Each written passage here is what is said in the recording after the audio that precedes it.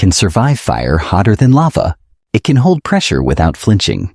It can be reborn 1,000 times without ever losing strength. And yet, drop it from your kitchen counter and it shatters instantly. Glass, a material so strong it's used in skyscrapers, spacecraft, and solar panels. And yet so fragile, it breaks with a whisper. Every day in the US, over 150 million glass bottles are produced. Each one goes through furnaces hotter than 1,650 degrees Celsius, pressurized air bursts at 6 bars, and microscopic inspections timed down to 1/1,000th of a second. But where does it all begin? And how do we turn something as invisible as sand into the brilliant, flawless glass that surrounds our lives? To make glass, you don't start at a beach. You start underground, in vast open-pit mines where the ground isn't soft and sandy, but dense ancient quartzite rock buried beneath layers of clay and overburden. In the heart of the Midwest, places like the Illinois Basin hold some of the purest silica deposits on Earth, up to 99.8% silicon dioxide. That purity isn't a luxury, it's a necessity, because even a trace of iron or organic material can ruin the clarity of glass, turning a window cloudy or a bottle green. To reach this level of raw material, industrial crews blast through hardened rock using precision explosives, fracturing it into manageable chunks. Massive excavators with 30-ton buckets scoop up the rubble, then load it onto high-capacity dump trucks, each capable of carrying over 50 tons per trip. But hauling rock is just the beginning. What they're after isn't gravel, it's sand. Ultra-fine, ultra-consistent, ultra-clean. And getting there will take crushing, screening, washing, and an entire logistics system built for volume and velocity. That's why many major glass manufacturers build their processing plants right next to the mines, cutting down on transport costs and reducing the risk of contamination. Because in the world of industrial glass, the fewer hands touch your material, the better the glass will be. Once offloaded from the trucks, the raw rock enters a different world, a facility that feels more like a refinery than a quarry. The first step, crushing. Industrial jaw crushers clamp down on boulders with enough force to crack reinforced concrete. Each pass reduces the rock to coarse gravel and then to finer granules, not yet sand, but getting close. Next comes screening, a towering set of vibrating sieves, each calibrated to exact mesh sizes. Typical glass-grade sand must pass through a 30 to 100 mesh screen. That's 30 to 100 holes per square inch, filtering out anything too large or too small for precision melting. But size isn't everything. Purity is the mission. That's why the material moves into a closed-loop washing system, where powerful needle-like water jets blast away clay particles, dust, and organic films. The water flows at 4,000 psi, agitating the sand in chambers for up to 15 minutes, long enough to remove the tiniest impurities that could compromise the clarity of a bottle or panel. Next, the slurry, sand mixed with water, spirals downward into a centrifugal separator. Here, gravity and spin work together. Heavier metallic particles are pushed outward, while clean, light silica continues through the center. But the biggest threat to clarity? Iron.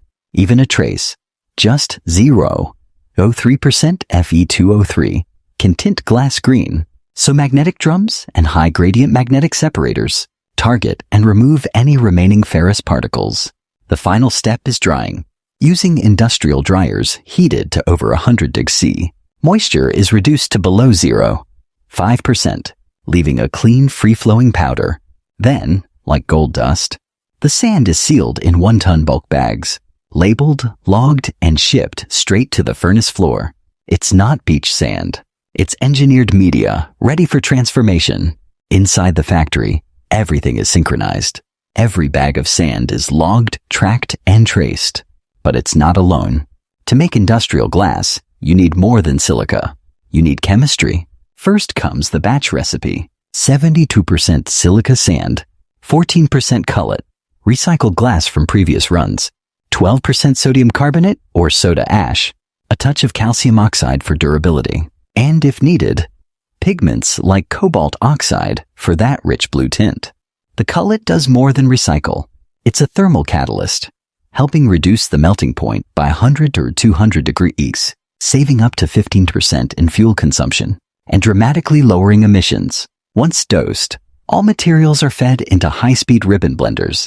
Here, blades spin at over 100 RPM, ensuring each particle is thoroughly mixed, and any residual moisture or contaminant is broken up and exposed. This isn't just mixing, it's activation. The mixture is then conveyed into the mouth of a regenerative gas furnace, a glowing steel chamber stretching over 100 feet, lined with refractory brick that withstands temperatures above 1,650 degrees. This furnace doesn't run in batches. It runs non-stop for years. Its secret is regeneration. Exhaust gases from the previous cycle preheat the combustion air, recovering energy that would otherwise be lost, a method that improves fuel efficiency by over 30%. As the raw mix melts, the mass goes from granular to molten, thick, golden, glowing. Technicians monitor flow rate, viscosity around 103 PAs, and gas bubble content, making micro adjustments in real time using infrared probes and thermographic cameras. Once fully molten, the mixture enters a refining zone, where it sits, calm, hot, and heavy, giving time for air bubbles to rise, escape, and leave behind a glass that's as pure as it is powerful. No more sand, no more particles, only liquid potential. The molten glass flows straight from the furnace. It's glowing, liquid, alive. A cutting blade drops perfect gobs, each one heavy and hot, right into an open mold. This is where the magic begins. First, a short burst of air pushes the gob outward. It stretches into a hollow shape. We call this the parison. It looks like a glowing bubble with a narrow neck. Then, without pause, a robotic arm swings the parison into a second mold. A tighter one, the final shape. Another jet of air fills it. The glass expands, touches every wall of the mold.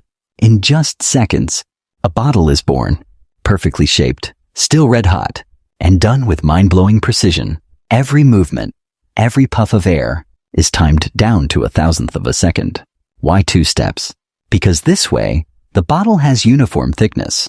It's stronger, safer, and ready for pressure. That's why we use this method. For soda bottles, food jars, even medicine vials, the bottle is formed, hot, glowing, and nearly perfect. But shaping bottles is just one side of glass making. When it comes to flat glass, like windows, solar panels, or smartphone screens, the process is very different. Here, the molten glass flows onto a calm bath of liquid tin. Why tin? Because it's heavier than glass, and the two don't mix. So the glass floats and spreads like honey on a cold plate. It flattens itself naturally. No mold, no press, just gravity and surface tension. As it moves forward, the heat slowly drops. The glass cools, but stays flat, smooth, and crystal clear. This method changed everything.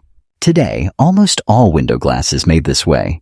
Engineers can control the speed, the temperature, and the thickness, from just 2 millimeters to over 10. And as the sheet moves on, it becomes solid, but still warm, still glowing slightly, still in motion. It's glass, but not quite done yet. The glass may look finished, but the work is far from over. Fresh from the mold, bottles still glow red at the base. They're fragile, too hot to touch, too unstable to use. So they ride gently down a long conveyor into a tunnel called the annealing layer. Inside, the temperature drops slowly, carefully, over 30 to 60 minutes. Why so slow? Because cooling too fast causes stress, and stressed glass breaks. Once cooled, the bottles move into inspection, not by hand, but by light, sensors, and speed. High-speed cameras scan each bottle, top to bottom, looking for cracks, bubbles, warping, even invisible flaws beneath the surface. The system checks up to 500 bottles per minute. And if even one is off by a fraction of a millimeter, it's pulled from the line. Then comes the rim check. A rotating station spins each bottle, while laser probes inspect the lip, where caps will seal or corks will press. Any chip, nick, or hairline fracture? Rejected. Only perfect bottles move forward. And when they do, they meet the robots. Robotic arms lower in, smooth and precise. They grip entire rows of bottles, dozens at a time, and place them onto pallets. Each layer gets a soft sheet in between to prevent impact during transport. Then the pallet is wrapped tight in plastic, labeled, coated, and ready for shipping. But bottles aren't the only thing on the move. In the flat glass line, the sheets are cooling too. Still warm, still flawless. They slide forward into a cutting zone, where robotic blades, tipped with diamonds or lasers, slice the glass with surgical precision. Then comes edge work, because raw cuts leave sharp, dangerous edges. So each panel goes into an edge polishing station, where spinning wheels smooth every side. Safe to touch, clean to install. Before shipping, random samples are pulled aside. They go through stress testing, impact tests, and safety checks. If a glass sheet cracks, it must break in a safe way, like a spider web, not a dagger. If it does, it passes. Finally, the approved panels are stacked, layered with padding, lifted by suction arms, and rolled into the loading bay, ready for homes, buildings, cars, or screens, where they'll live out their second life as something strong, silent, and essential. So now you've seen it, the journey of glass, from silent hills of sand to bottles that hold our drinks and panels that let in the sun. You've watched heat bend matter. You've seen air shape form. You've followed a material that starts invisible and ends up in almost everything around us. But this isn't just a story about glass. It's a story about systems, about precision, about what happens when chemistry, physics, and engineering work together every second without fail. And maybe most incredible of all, glass never really dies. It can be melted down, reshaped, and reborn over and over again without losing its strength. That's not just sustainability.